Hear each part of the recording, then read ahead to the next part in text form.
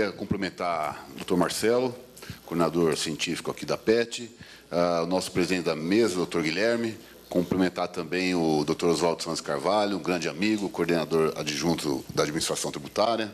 Aproveitando o ensejo, cumprimentar o Dr. Antônio Augusto, aqui presente também, vice-presidente do Tribunal de Impostos e Taxas, a todas as senhoras, todos os senhores.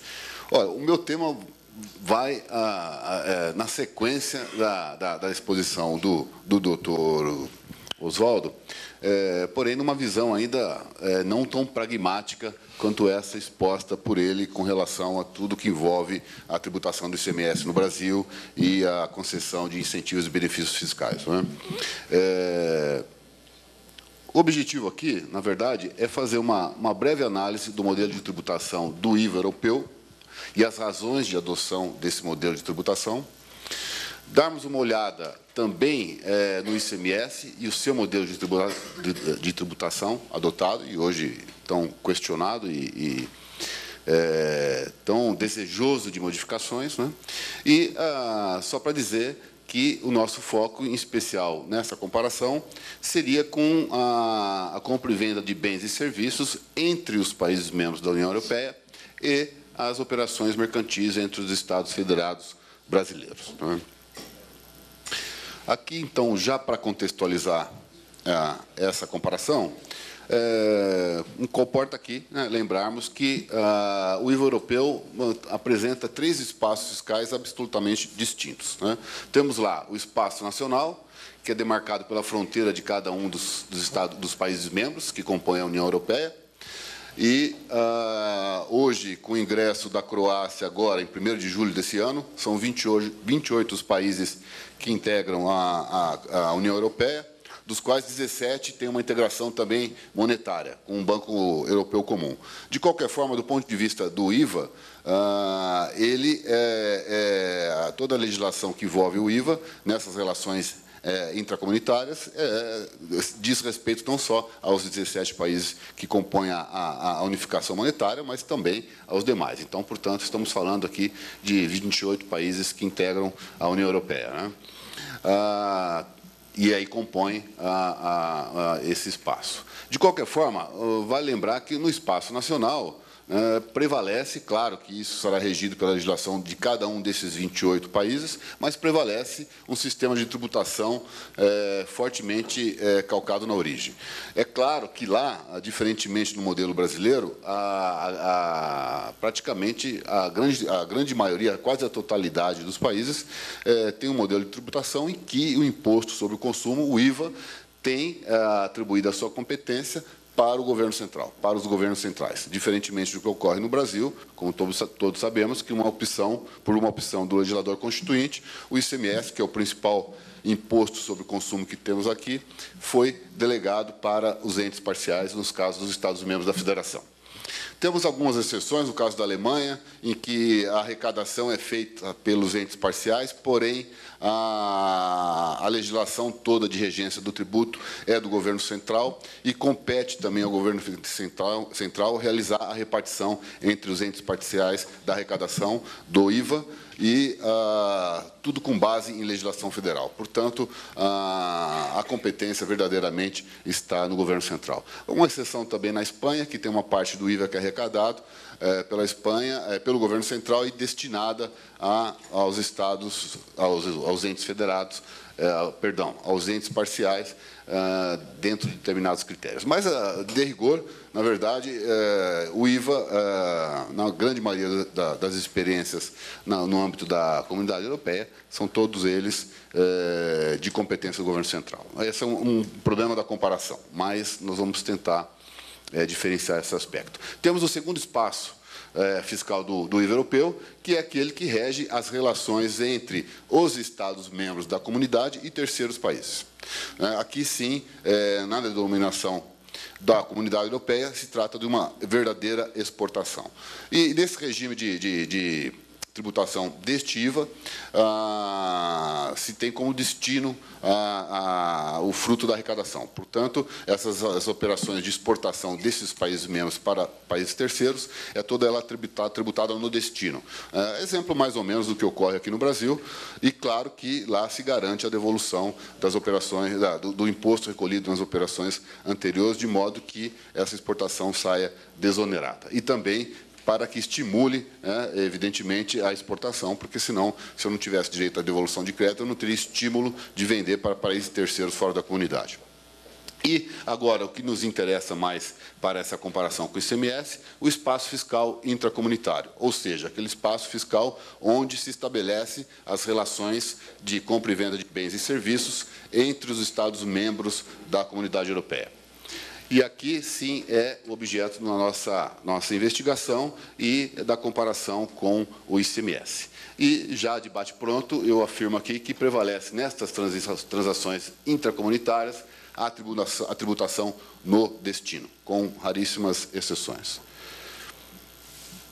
As justificativas da comparação. Mais ou menos já antecipei aqui. O IVA europeu e o ICMS convivem com a existência de diversas legislações. Eu estou falando, a partir de agora, IVA europeu, aquele que rege as relações entre os países membros da comunidade. No caso do Brasil, temos lá 27 legislações disciplinando o ICMS, e no caso da Comunidade Europeia, da União Europeia, temos 28 legislações hoje disciplinando o IVA europeu. E em razão justamente de uma das razões dessa proliferação de legislações, evidentemente que, para regular essas relações entre Estados federados, no caso do Brasil, ou entre países pertencentes à União Europeia, é de se ter a necessidade de normas gerais de harmonização. Então, também aqui um ponto em comum com esses duas espécies tributárias. E essas normas gerais de harmonização, eu elenquei aqui alguns pontos que me parecem mais fundamentais, elas necessariamente têm que disciplinar e estruturar os tipos impositivos, as alíquotas. Elas também têm que definir os procedimentos e os limites para a concessão de isenções e outros incentivos de natureza fiscal. Também compete a estas normas harmonizadoras estabelecer regras de tributação das operações mercantis, não só da relação intracomunitária ou interestadual, no caso do Brasil, mas também no âmbito interno de cada Estado ou de cada país pertencente à Comunidade Europeia. E é isso que a gente vai falar um pouco mais detalhado lá na frente.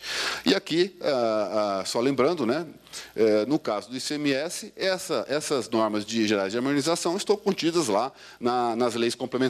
Especificamente, no caso do ICMS, temos duas. Temos a Lei Complementar 87 e 26, que disciplina o tributo como um todo, e temos a 2475, que disciplina toda a parte de concessão e de incentivos fiscais. E, no caso da União Europeia, temos as diretivas do Conselho Europeu, que são aquelas que fazem, às vezes, podemos dizer assim, das leis complementares brasileiras, no sentido de harmonizar a operação do tributo dentro da comunidade. Virtudes e defeitos do modelo de tributação também são pontos aqui que justificam a comparação. No caso do ICMS e do IVA, tanto no ICMS quanto no IVA, essa discussão do modelo, se tributo no destino, se tributo na procedência, também é muito comum. Também lá se discutiu muito esse modelo, e como discutimos aqui até hoje no Brasil, o doutor Oswaldo até explanou aí todas as tentativas de se caminhar para um modelo mais próximo do destino do que esse hoje muito concentrado na origem, como temos aqui. E a experiência do modelo europeu e tudo que passaram por lá numa definição de um melhor modelo de tributação, me parece que são fontes bastante valiosas para a gente analisar aqui o ICMS. Também aqui temos que considerar as peculiaridades do Estado brasileiro, que eu já mencionei. Aqui nós temos uma situação muito peculiar, que é do imposto sobre o consumo, do maior imposto sobre o consumo que temos, estar delegado à competência das entidades, das pessoas políticas parciais. Bom, olhando um pouco para o IVA europeu, então, falo aqui de novo das operações intracomunitárias. O modelo pretendido pelo Conselho Europeu sempre foi o da tributação na origem. desde o início em que se discutiu lá essa relação intracomunitária, sempre se perseguiu a tributação na origem.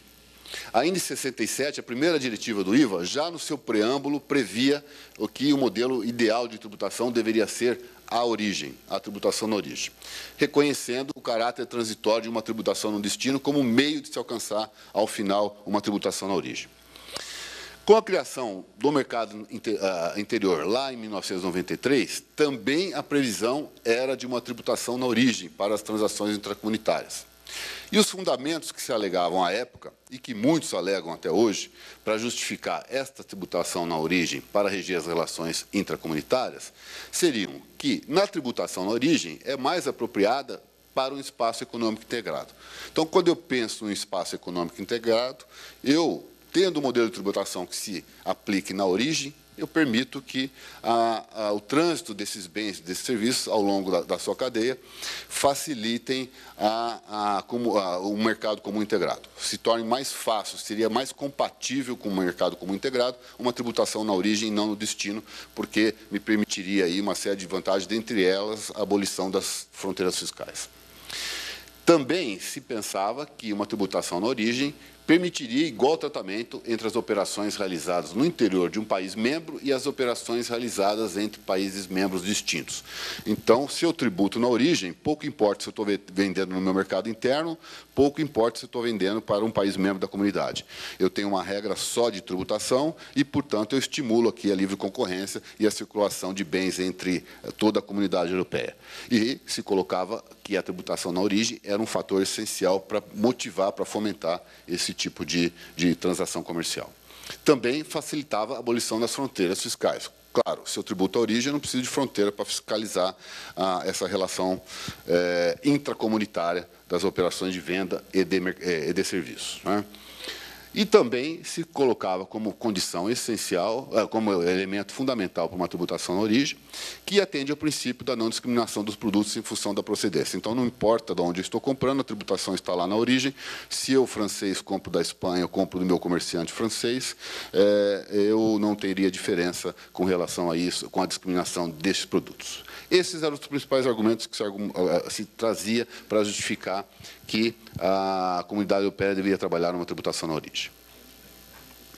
Porém, o próprio Conselho Europeu, nas discussões dessa matéria, colocava algumas condicionantes essenciais para se pensar no modelo de tributação na origem. A primeira dessas condicionantes era a unificação da alíquota entre os países membros, tanto para as operações internas como para as operações intracomunitárias. Ou seja, todos aqueles objetivos alcançados que eu mencionei há pouco dependeriam necessariamente de uma unificação de alíquota. E não só daquela alíquota da operação intracomunitária, mas também e, sobretudo, das operações internas. Então, se eu tributo a origem, eu preciso ter uma garantia de que, da onde eu comprar, a tributação será a mesma. Se eu compro do meu mercado interno, eu tenho naquele produto uma alíquota X. Se eu compro de um mercado de um país membro, a alíquota também deverá ser X. Tudo para estimular a livre circulação e a igualdade de condições e de competição entre os países. Também era a condição essencial para uma tributação na origem a existência de poucos tipos impositivos, de poucas alíquotas. Teria que ter não só uma unificação das alíquotas, mas que elas fossem poucas. Poderia se trabalhar dentro do conceito de progressividade, não importa, mas teríamos que ter poucas alíquotas para justificar um modelo, para sedimentar a possibilidade de implantação de modelo de tributação na origem. Também aqui, necessidade de haver um tratamento uniforme das isenções e dos regimes especiais. E aqui me parece que é o grande problema do ICMS e também talvez o maior entrave que o IVA europeu não caminhou para uma tributação na origem. Se eu tributo a origem, eu preciso ter um tratamento igual na concessão de incentivo fiscal, sob pena de viver o que nós estamos vivendo hoje aqui, no caso do ICMS no Brasil. E aqui, uma peculiaridade do modelo europeu, a confiança no funcionamento de uma Câmara de Compensação, sobretudo em razão dos países importadores de líquidos. As economias dos países integrantes da União Europeia não são iguais, evidentemente. Existem países que são importadores líquidos, enquanto outros são exportadores. E, portanto, haveria de ter uma Câmara de Compensação que pudesse equilibrar um pouco esse jogo de forças e permitisse uma tributação totalmente focada na origem. Bom, colocado a intenção do Conselho Europeu de tributar a origem e as condições essenciais para que esse modelo fosse adotado, naquele momento, lá em 91, onde as discussões mais se aceleraram, se verificou que não havia condições para atingir essas situações, essas condicionantes para a implantação de uma tributação 100% focada na origem. Primeiro, porque havia uma dificuldade, naquele momento, da unificação das alíquotas entre os países. Havia muitas diferenças disso. Também havia um tratamento uniforme das isenções, dependeria de uma forte regulamentação através de diretivas e também de regular o passado. E também a questão da falta de confiança no funcionamento de uma Câmara de Compensação, sobretudo dos países importadores líquidos. Então, esse talvez tenha sido o fator mais determinante para que se não implantasse naquela oportunidade uma tributação na origem. Houve uma forte resistência dos países importadores líquidos para esse modelo de tributação, justamente porque perderiam e muito em arrecadação nesse jogo de força, porque tinham uma relação comercial, um déficit na sua relação comercial com os outros países membros. A falta de consenso com relação a esses três pontos fez com que o Conselho Europeu recuasse nessa ideia inicial de criar um modelo de tributação na origem e trabalhasse com uma possibilidade de se criar um regime de transição, ele fortemente concentrado agora sim no destino, para que, ao depois, caminhasse, a partir dos consensos, da obtenção daqueles consensos essenciais, caminhasse para uma tributação, ao final, na origem. Então, dentro desse contexto, né, lá em 16 de dezembro de 91, foi instituído pela Diretiva 91 esse primeiro regime intracomunitário, chamado de regime transitório do IVA, e que tinha uma preponderância da tributação no destino. Em 1º de janeiro de 93, entrou em vigor na Comunidade Europeia este denominado regime transitório do IVA para as transações intracomunitárias. E ele estava previsto para vigorar até 1996. Ou seja, se estimavam que em 3 anos todas aquelas condicionantes seriam resolvidas e que, portanto, já poderia se migrar para uma tributação essencialmente focada na origem.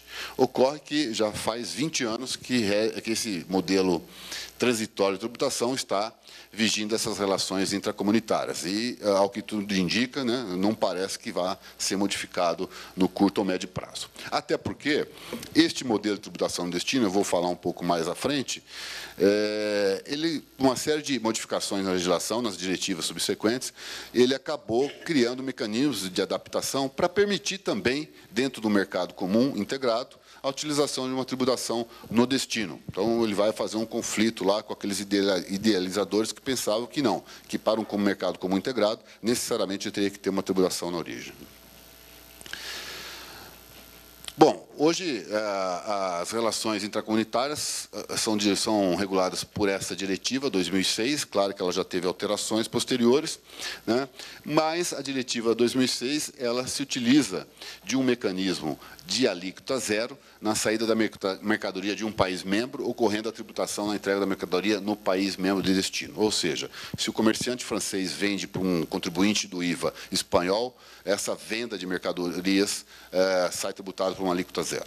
E se ele, comerciante, adquiriu insumos ou adquiriu esse produto dentro do mercado francês antes dessa venda, esse crédito que ele tomou, que ele deveria tomar antes dessa venda intracomunitária, ele vai ter o direito de devolver.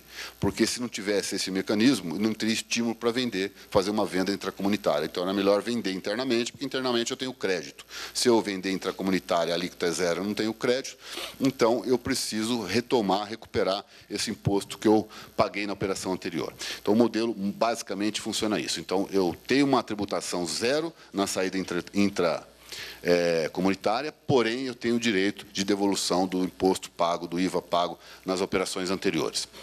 E uma questão aqui também importante é que essa operação interna ela também tem que ter uma certa unificação dessas alíquotas, que eu vou mencionar um pouco mais lá adiante.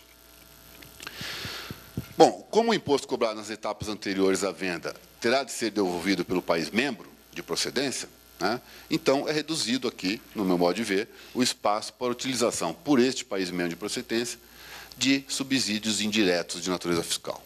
Então, naquele exemplo que eu dei mesmo. Então, o comerciante francês adquiriu mercadorias dentro do mercado francês mesmo para vender para a Espanha. Ele, nessa venda para a Espanha, ele vai ter uma alíquota zero de tributação, não vai ter tributação nessa operação, ela será tributada lá na Espanha. Porém, ele vai ter direito à devolução desse imposto pago na operação anterior.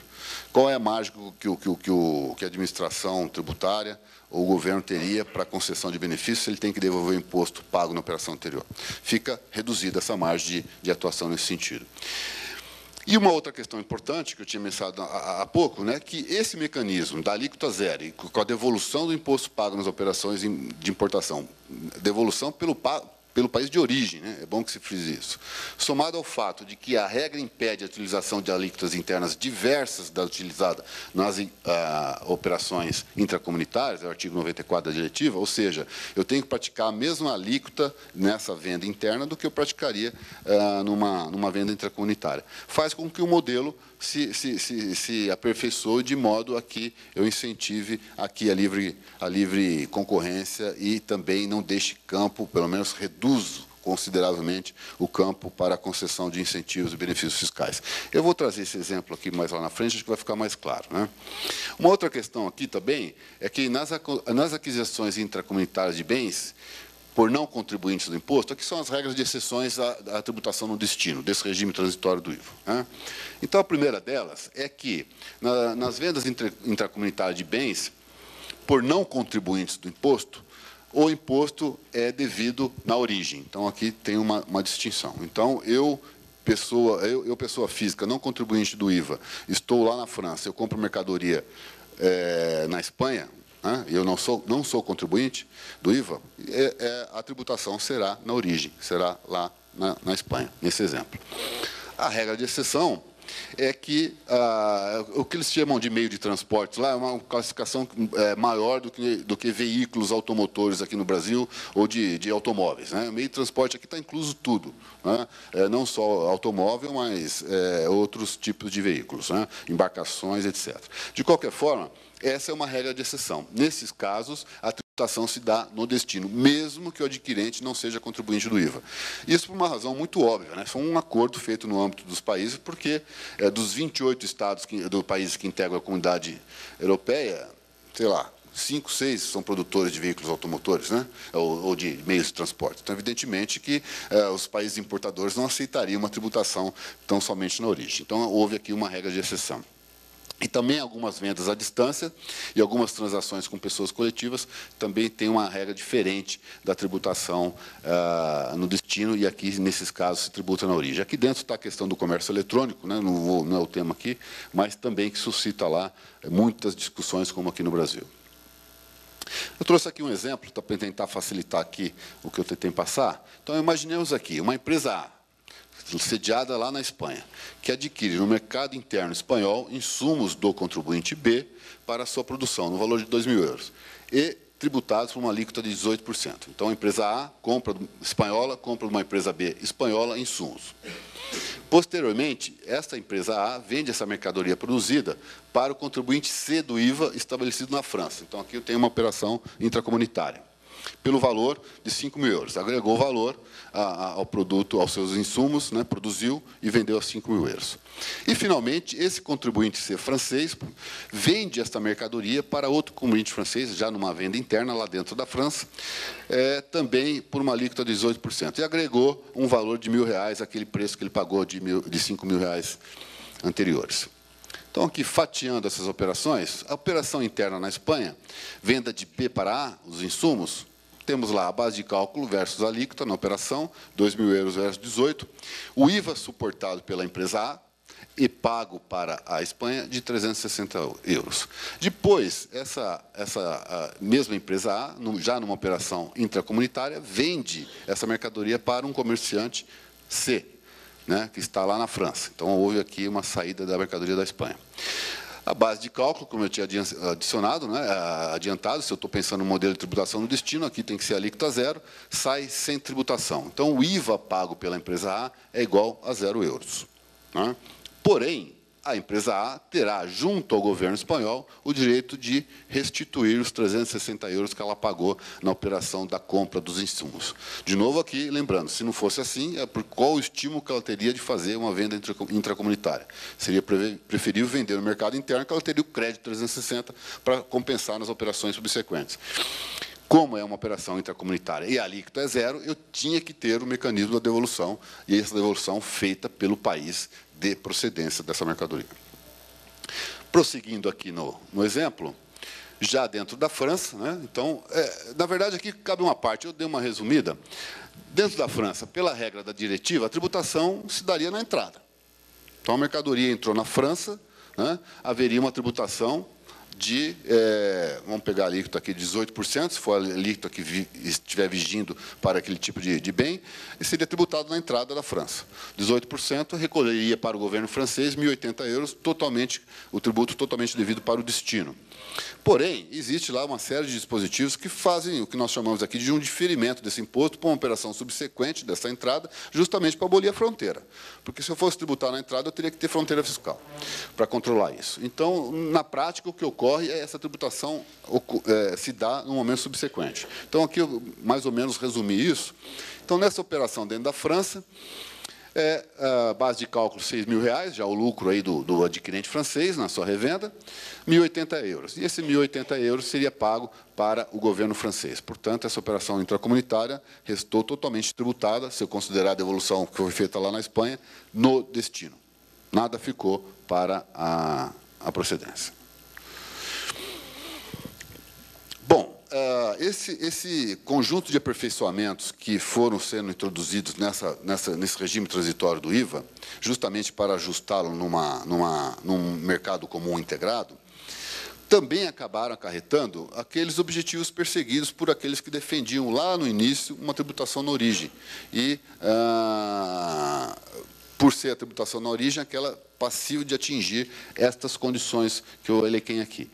Mas a verdade é que o regime transitório hoje do IVA, com a tributação no destino, também conseguiu a abolição das fronteiras fiscais. Ele também permitiu a não discriminação do produto em razão da procedência, na medida em que a diretiva estabelece como condição o fato de que as alíquotas têm que ser uniformes e elas têm que ser as mesmas cobradas numa operação interna ou numa operação intracomunitária. Quando eu falo intracomunitária, claro, eu falei alíquota zero, mas não é dessa que estou falando. É a que cobra pela entrada do país, na entrada do país. Então, se, naquele exemplo que eu dei lá, o comerciante francês, se ele compra do espanhol, aqui vem, da Espanha para cá, vem a zero. Mas, quando entrou lá, vai tributar 18%, então, ele, francês, tem que pagar para a França 18%. Se ele comprasse no mercado interno francês, aquele mesmo produto, a alíquota também tem que ser de 18%. De modo que não haja concorrência, do ponto de vista fiscal, evidentemente, entre o vendedor espanhol e o vendedor francês, né? E o sistema tem alguns mecanismos de controle, eu não vou avançar muito nisso, mas exige lá que o agente econômico tenha uma conta corrente no país de procedência e foca no país de destino essa interação com o comprador das mercadorias. Então, o controle aqui é só para título de ilustração, né? E, não havendo parcela da tributação destinada ao país de origem, a concessão por esses de incentivos e benefícios fiscais se enfraquece como mecanismo de guerra fiscal.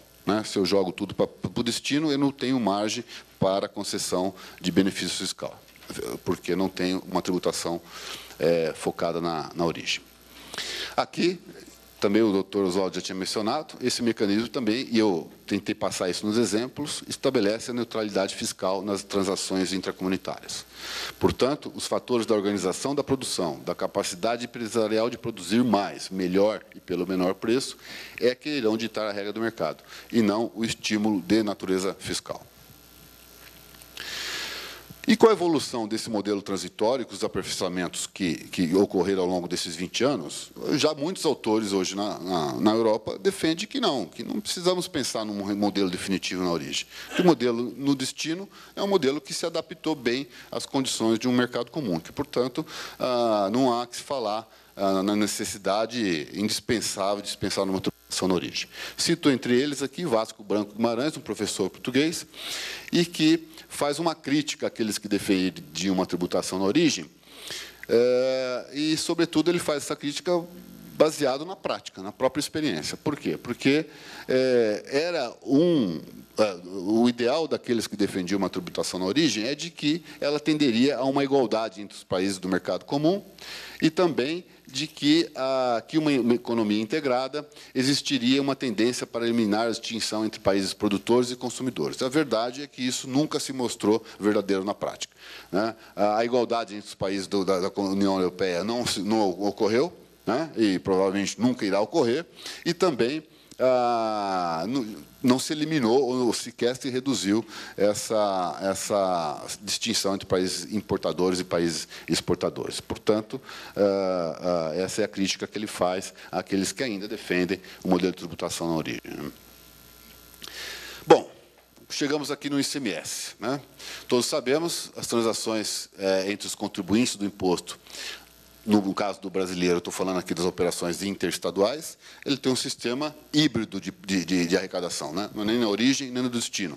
É um sistema de repartição dessa arrecadação entre a origem e entre o destino, porém, com uma forte concentração na origem. Lá os 7%, os 12%, acho que eu posso avançar aqui, para não estourar meu tempo, né?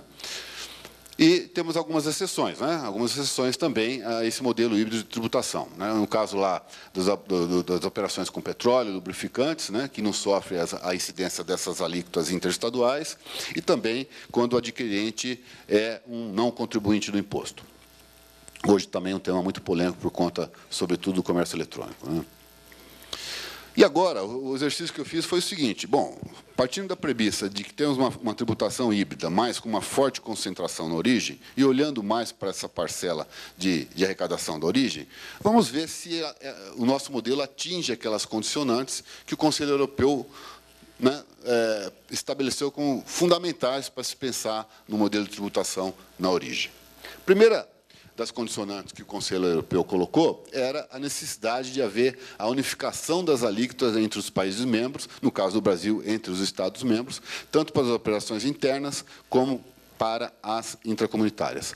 Do ponto de vista normativo, no Brasil, até que caminhou mais ou menos para isso, né?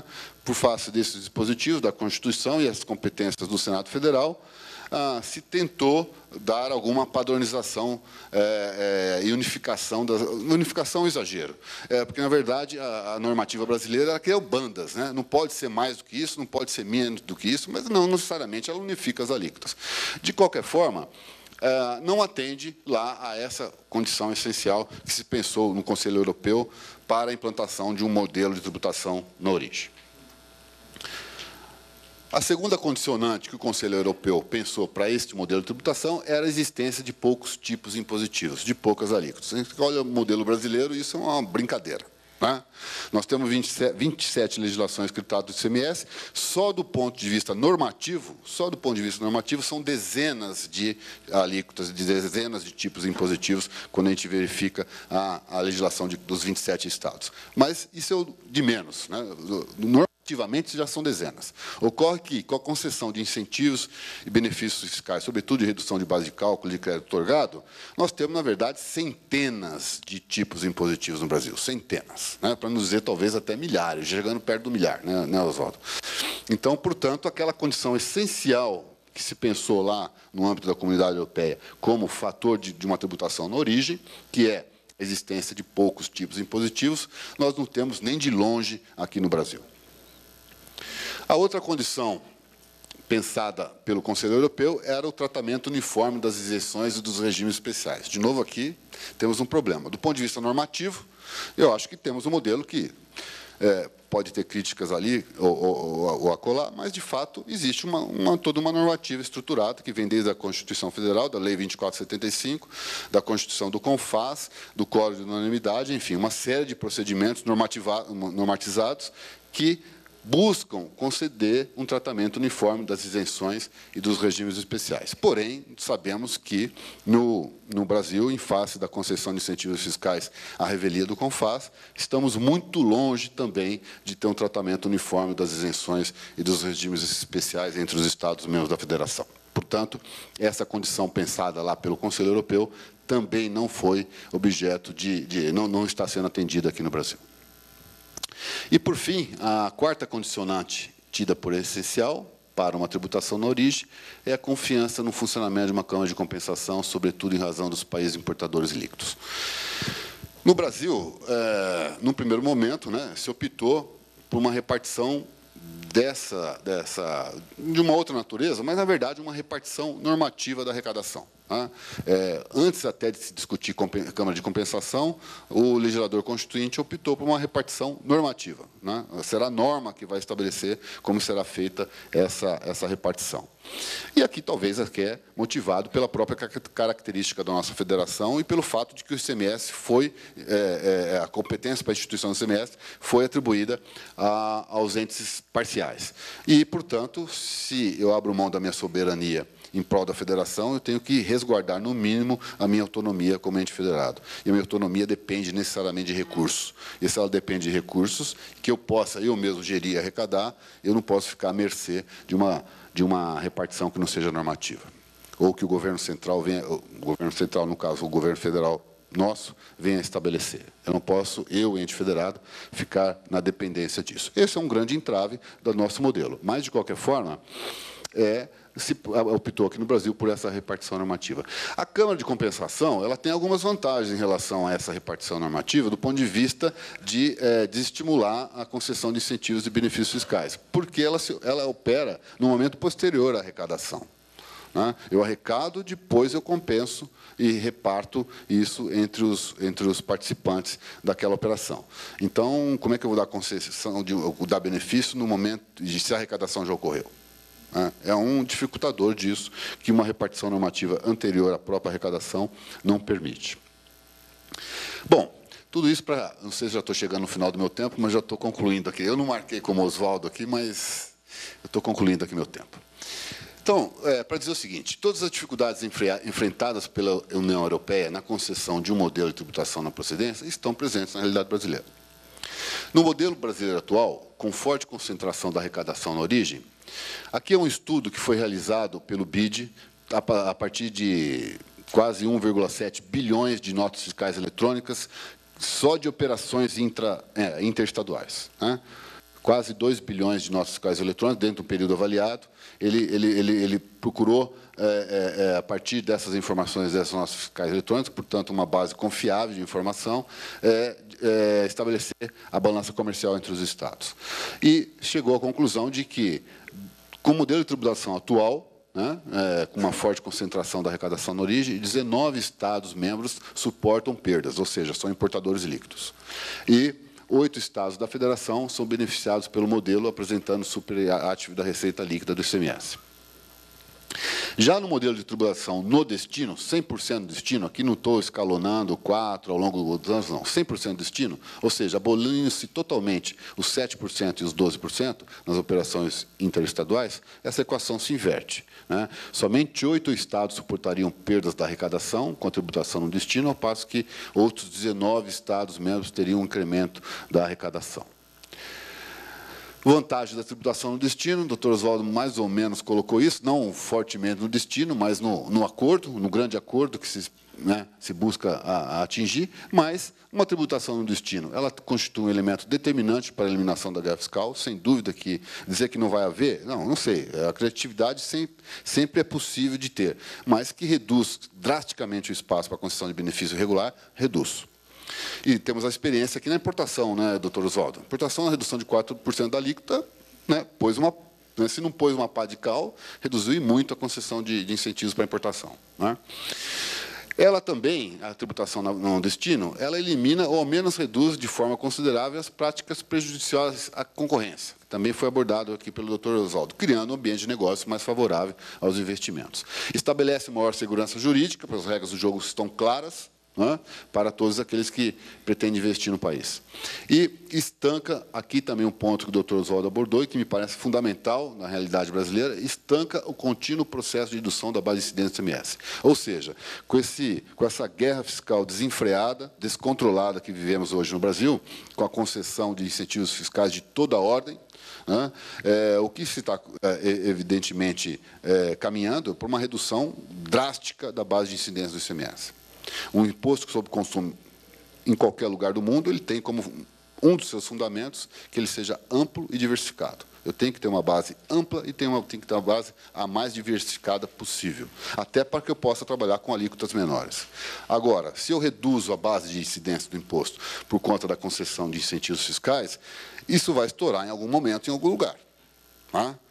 Claro, o doutor Oswaldo mostrou aqui os números alarmantes da renúncia fiscal.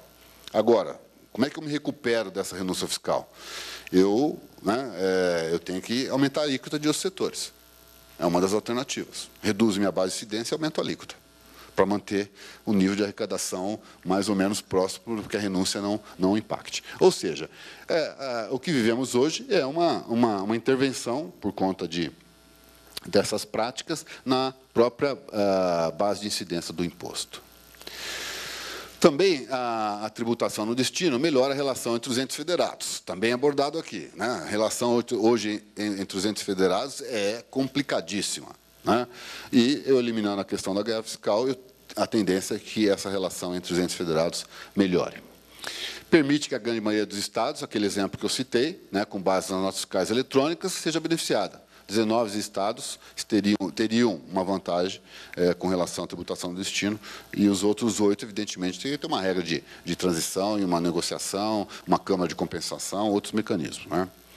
E também cria um cenário favorável para outras iniciativas, como a simplificação da legislação, sem dúvida. Né? Se eu consigo uma tributação do destino, eu tenho um espaço muito maior para unificar alíquotas, eu tenho espaço muito maior para ter poucos tipos impositivos, e eu tenho um espaço muito maior para regulamentar a concessão de benefícios fiscais e isenções. Então, facilita esse incremento de simplificação da harmonização da legislação tributária. E aí, com repercussões manifestas, né, que é os custos da administração tributária, dos próprios contribuintes, no cumprimento das suas obrigações acessórias, e por aí vai. E contribui de forma significativa para a neutralidade fiscal, ou seja, que o mercado seja competitivo não por incentivos fiscais, mas por conta da produção, da qualidade e da distribuição dos seus produtos. Né? E aqui o paradoxo, já finalizando. Né? Interessante que o Conselho Europeu sempre pensou ali, desde o início, no mercado comum integrado, uma tributação na origem. E quem resistiu lá, dentre outras condicionantes que não foram obtidas, a principal delas para não se ter conseguido a implantação da tributação na origem, foi a resistência dos países importadores líquidos. Esses países resistiram à tributação na origem porque sofreriam perdas nessa balança comercial com os outros. No Brasil, o modelo de tributação tem forte concentração na procedência, na origem. Porém, são os Estados-membros importadores líquidos que resistem a uma tributação no destino, curiosamente. Né? Quer dizer, se a tendência é que venham a se beneficiar de uma tributação no destino, né, a tendência lógica seria de que os exportadores resistissem, tal qual aconteceu na União Europeia. Né?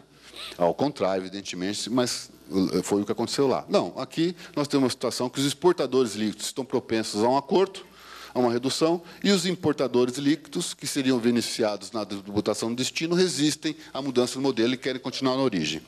E aí, por quê o paradoxo? Né? Porque a guerra fiscal do ICMS tem como campo de batalha a parcela arrecadada do modelo de tributação na origem. Então, eu queria finalizar aqui a minha fala com isso, deixo aí para a reflexão de todos, e agradeço a atenção também dispensada. Obrigado.